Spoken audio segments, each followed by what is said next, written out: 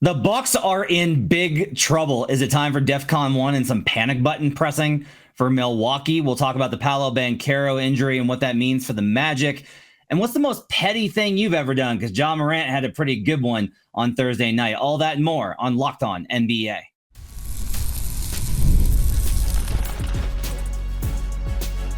You are Locked On NBA, your daily NBA podcast.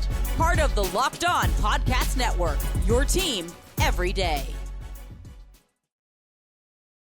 Welcome to Locked On NBA, your daily source for all things NBA from the Locked On Podcast Network, your team every day. Thanks for joining us and making us part of your day, being an everyday or hanging out with us Monday through Friday with all of our great shows, both in the afternoons, chatting all things NBA, and our game night episodes breaking down the night's action. Glad to have you with us. Make sure to leave us a 5-star review and smash that like button over at youtube.com/LockedOnNBA. My name's Matt Moore. I'm the senior NBA writer for the Action Network, co-host of Locked On Nuggets. I'm your host for today, as Doug Branson got a little bit sick waiting outside for LaMelo Ball to finally live up to the hype.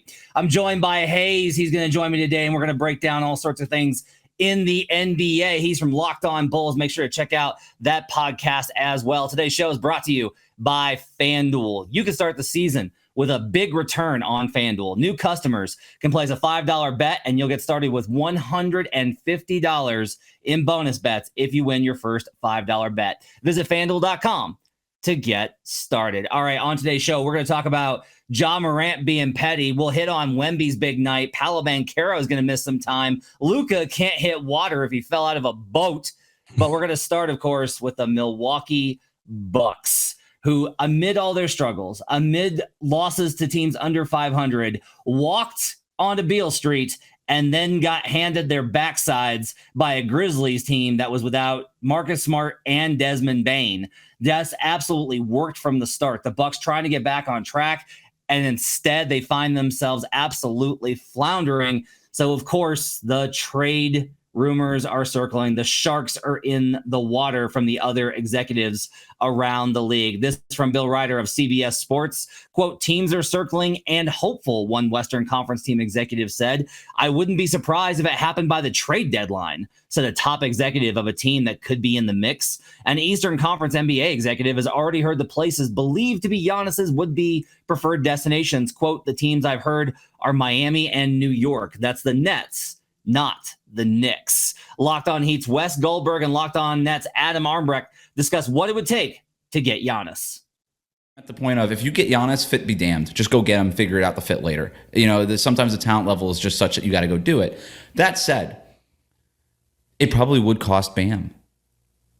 That's probably what it's going to take, because you don't have the draft picks, man. Like, you don't have the picks. Like San Antonio, Houston, Oklahoma City. Like, these teams could go out and just be like, oh, I don't know, we got like 20 picks in the next 4 years. Let's just throw them all and go get Giannis. Yeah, exactly. Like, the Heat can't compete with that. What they can do is offer a top 15 player that every team in the league would like, and that's Bam Adebayo. It would be everything is open and on the table, so you would give Milwaukee every single player they could possibly want that you think is valuable. You like Cam Thomas? He's a Milwaukee Buck. You like Noah Clowney? He's a Milwaukee Buck. You think Jalen Wilson's a good role player? He's a Milwaukee Buck. Every young asset you like. Zaire Williams, he's gone. He's turning it all around here in Brooklyn. And then they would just strip mine your entire asset catalog as well. I already have two players on my list that I would be an automatic yes for if the exact same scenario is playing out. But Giannis for me would be a no.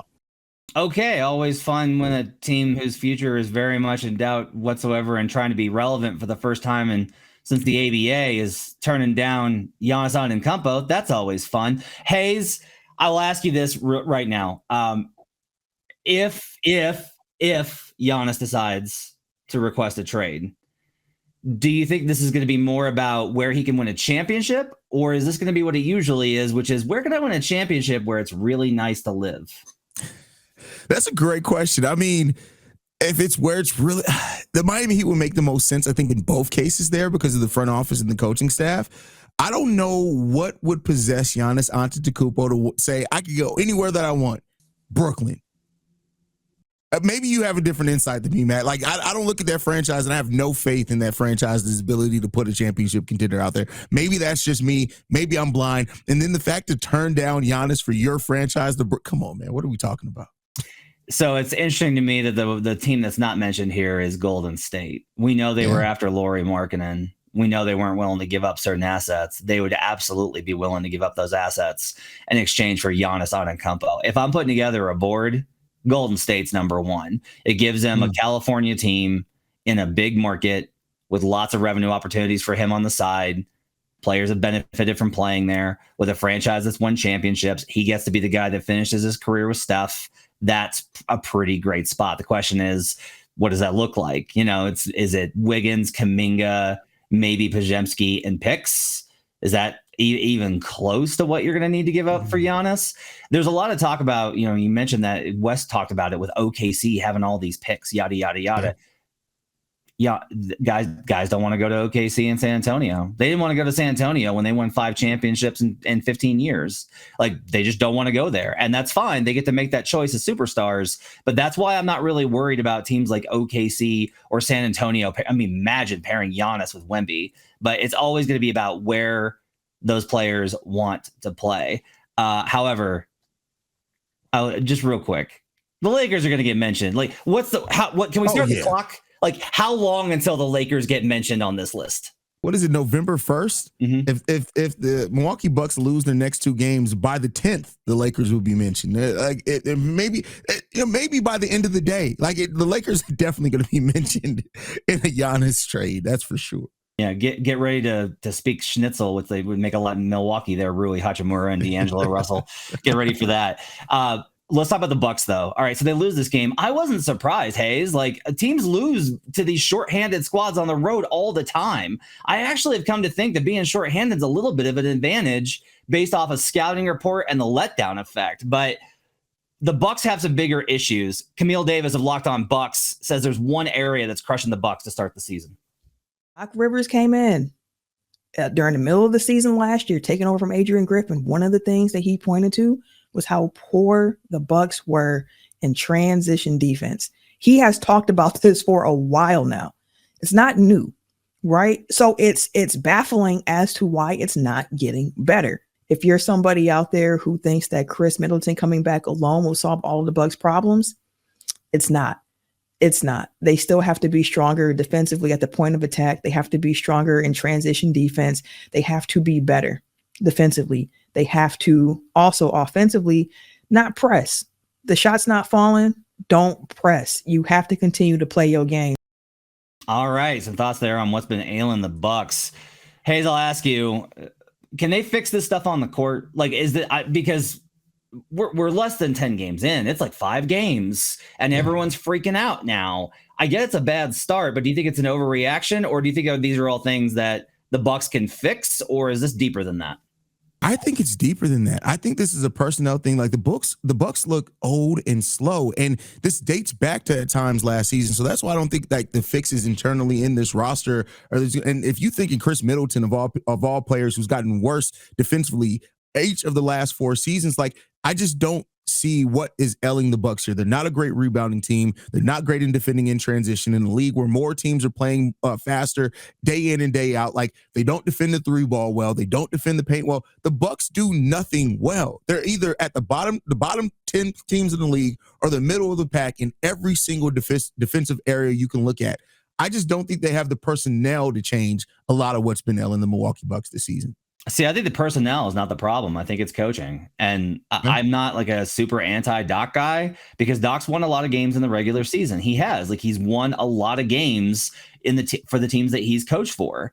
He's not a guy that only wins with talent. He's not a guy that only wins when he doesn't have talent. But I do think that overall, you need more ingenuity. And this was the problem with hiring him as an interim and giving him all these years. You can't make a move now. You panic moved last year instead of putting in an interim when you could reset the summer with the right guy.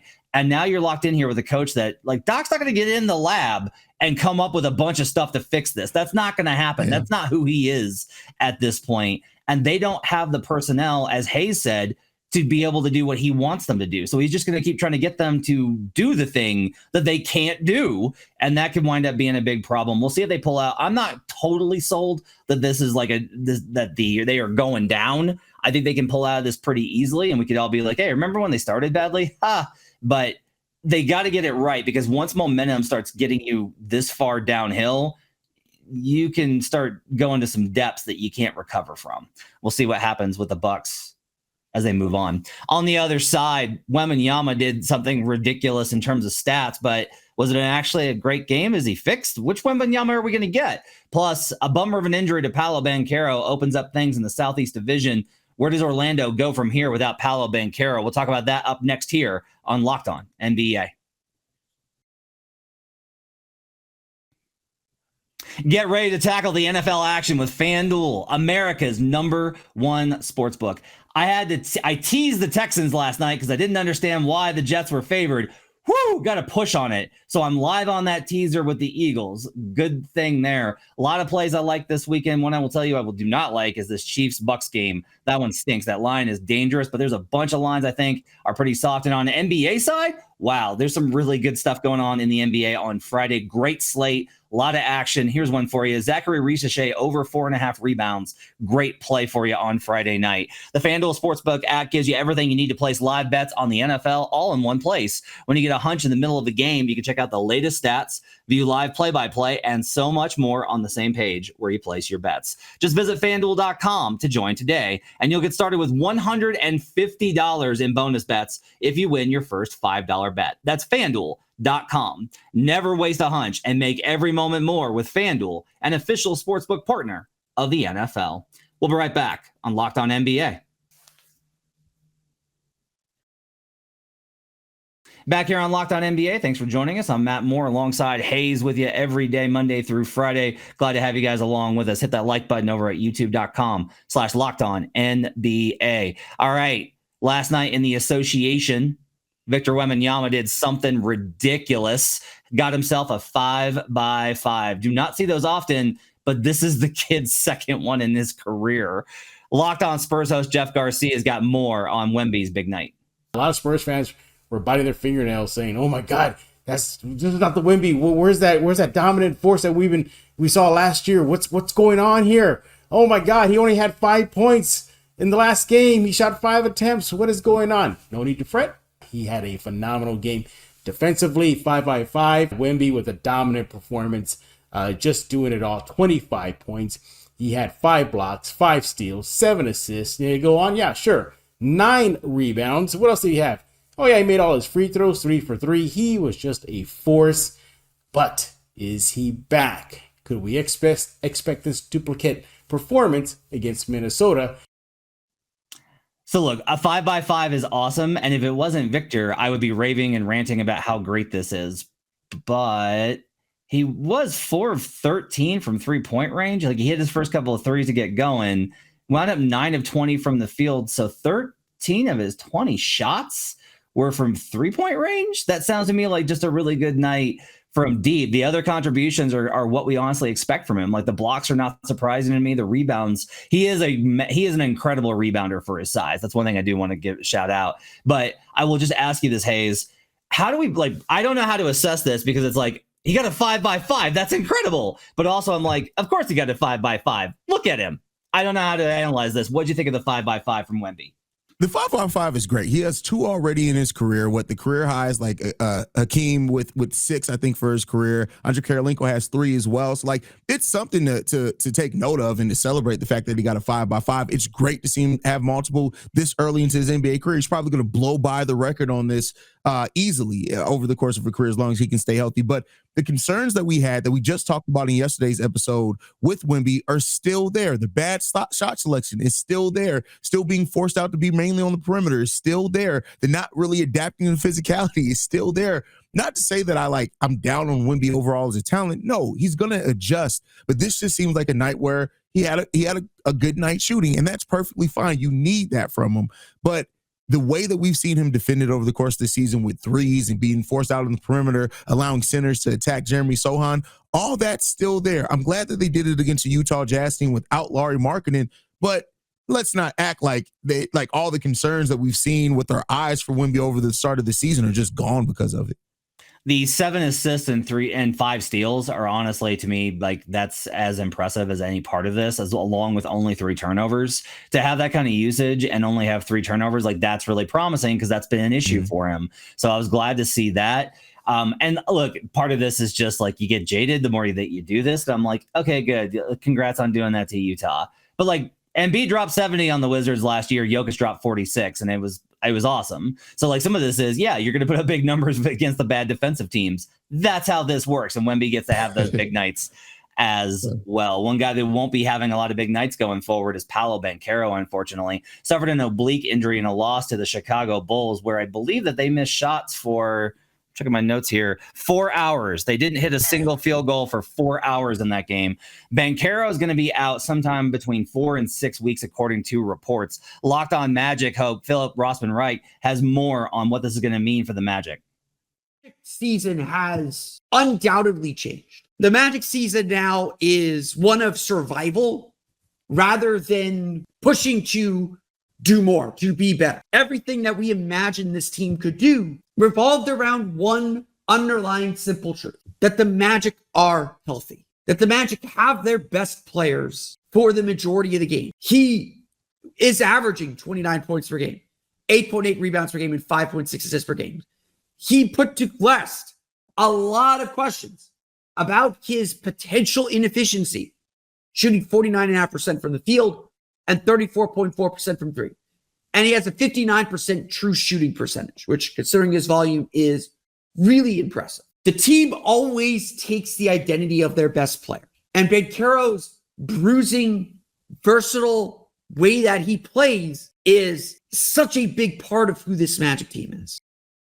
Yeah, you can hear the pain there in Philip's voice. He's been so hyped for this team to make another leap this season, and to get hit with his news is a real bummer.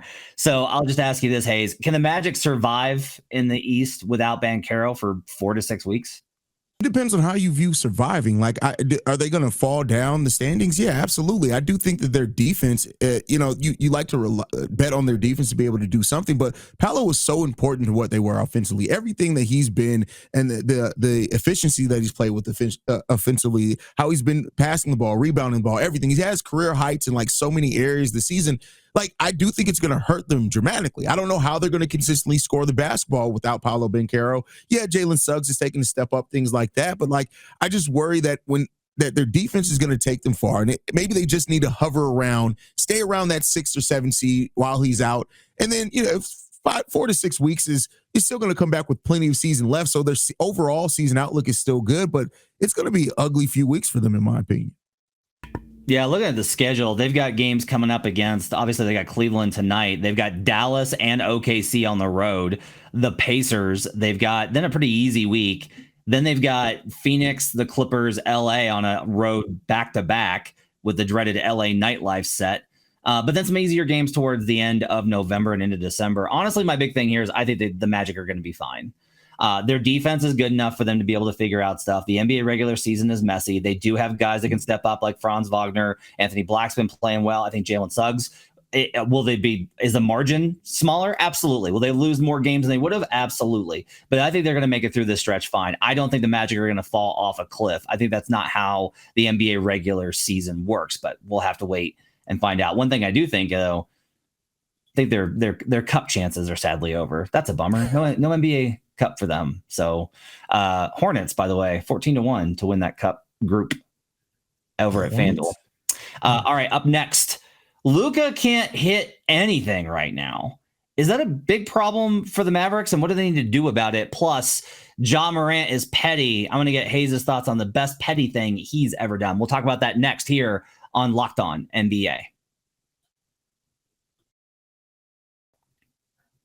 If you're looking for great seats to great events, you can find them at Game Time. They've got a new feature called Game Time Picks that makes getting tickets to see your favorite teams play live even easier. It filters out the fluff to show you only incredible deals on great seats, so you don't have to waste time searching through thousands of tickets. Best thing about Game Time Picks is, so if you're looking for one of these NBA, NHL, one of those teams, you can flip through those Game Time Picks and be able to be like, oh, okay, I like this opponent, but I can get a better deal on this other team, and I can get way better seats. That's going to be a better experience for me. You can choose what matters to you for your tickets. So they've got curated deals to make it easier to find the best prices. You need a panoramic view from your seat in the app before you buy.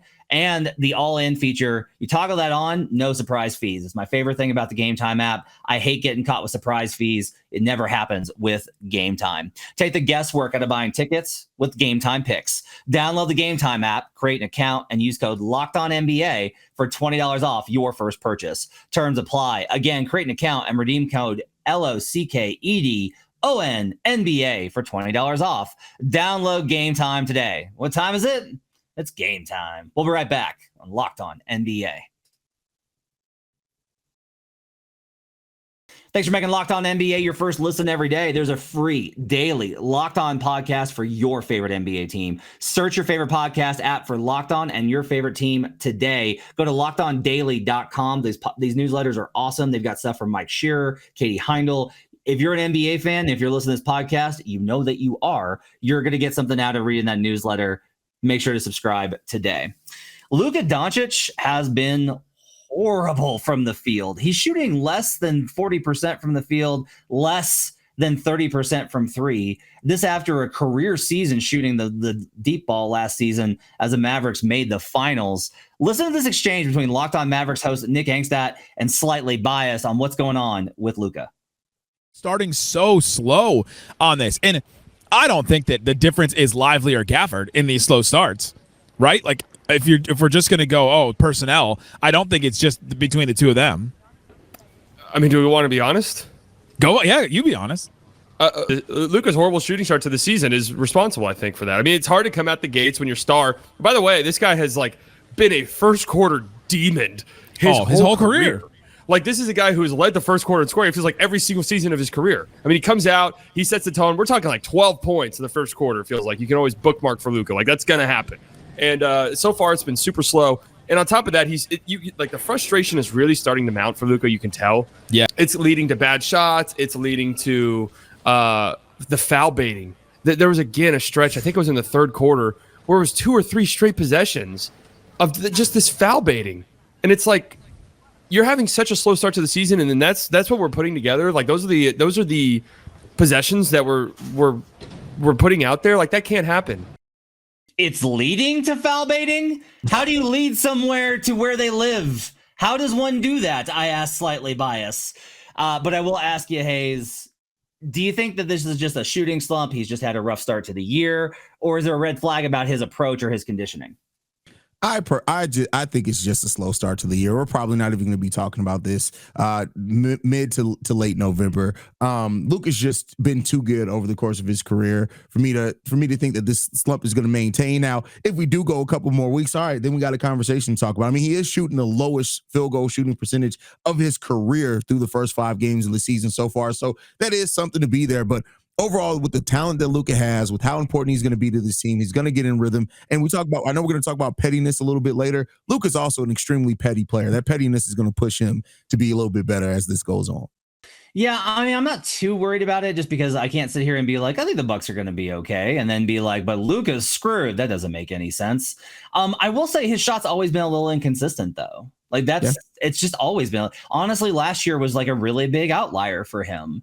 And we'll see if that's, more of the norm. He's always been a little streaky too. So he might be really cold here to start October, November, and then his December and January, he might just be an inferno. And once that starts happening, you know that the Mavericks are going to be able to get way out ahead of everybody. I was really surprised by a really bad loss to the Rockets last night, but I'm not too worried about Doncic yet. One thing I will say, conditioning, he's in the best shape he's been going into a season. He's coming off the Olympics. He was able to get time off, but he also stayed in shape. He didn't just not work out. He would look great in preseason. This is one where the narrative starts to fit into a guy and we don't reassess. Narratives aren't always false, but when a guy has a reputation for being out of shape and then he struggles with something that doesn't necessarily have to do with his conditioning, we go, oh, it's the conditioning. Because it's easy and it's quick and it's direct. But I don't think there's anything to do with his conditioning when it comes to his slow start. But I want to ask you, Kyrie's been great. He was great last night, leading a near comeback. If Luka's slump continues, do you think the Mavericks should adjust their offensive strategy and maybe give Kyrie a little bit more of the lead early on?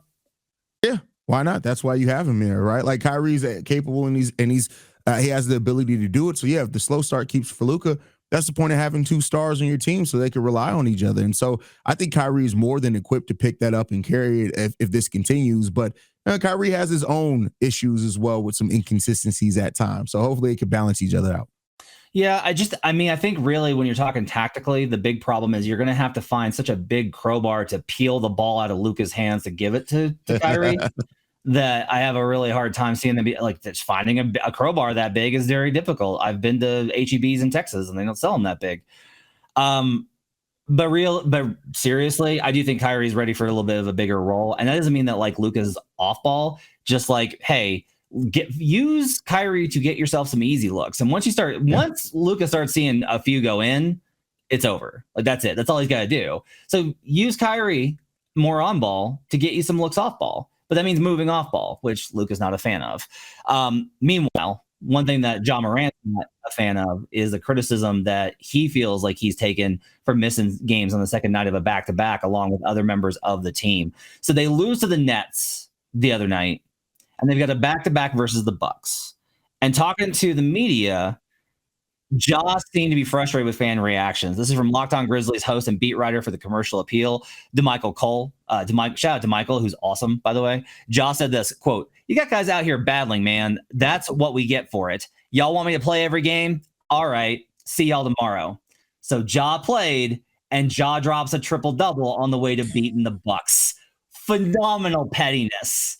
And I hate to say it, but I'm kind of like, so is this like the secret? Does everyone just need to piss these guys off into playing on the second night of back-to-backs? Is that like the way to go about it? But this is an awesome petty thing that was done. So Haize, I'll ask you, what's the best petty thing you've ever done?